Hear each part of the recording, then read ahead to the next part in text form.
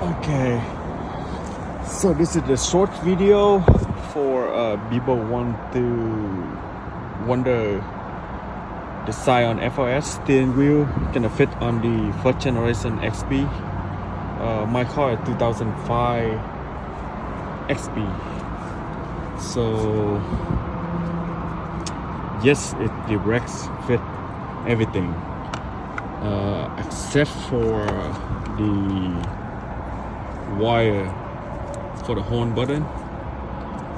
You need to remove it from the old airbag module and then extend it about 2-inch wire and then put it in here, everything, and then everything should work normal, plug and play.